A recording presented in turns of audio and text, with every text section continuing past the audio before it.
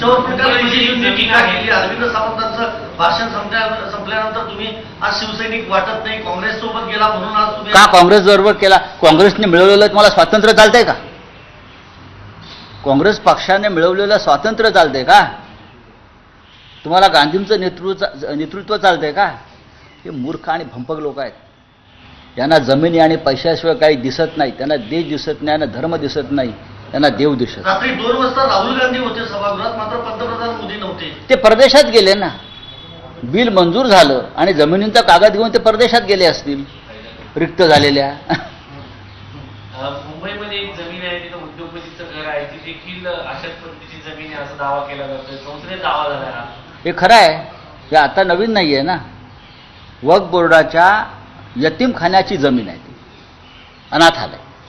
त्याच्यावरती आता सरकार आणि ते बघतील वक्फ बोर्ड काय असेल ते.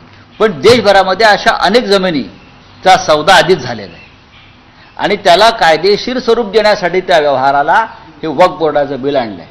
आणि मुस्लिमांना आणि हिंदूंना हे लोक मूर्ख समजतात काय. राज्यसभेत तुम्ही कोणाला तरी बोलताना सांगितलं की 10 वेळा पक्ष बदलणारे मला शिकवणे. कसं आहे की हे भारतीय जनता पक्षाचे काही बाडगे असतात. हे कधी काँग्रेस पक्षातून आलेले आहेत, कधी अन्य पक्षातून आले. आम्ही बोलायला उभं राहिल्यावरती ते पाठीमागून आम्हाला डिस्टर्ब करतात, कारण आम्ही त्यांच्यावरती हल्ले करतो. आणि काय तशा प्रकारचा एक प्रयत्न होत होता एका गटाकडून बाळासाहेब ठाकरेंचं नाव घेऊन. त्याच्यामुळे मला तो रुद्रावतार आणावा लागला. त्यांना शिवसेना राज्यसभेत मानलं जाते, कसोटी वाटते अजिब. बघा असं आहे की त्यांच्याकडे बहुमत आहे. आणि काल जर तुम्हाला माहीत असेल लोकसभेत जे बिल मंजूर झालं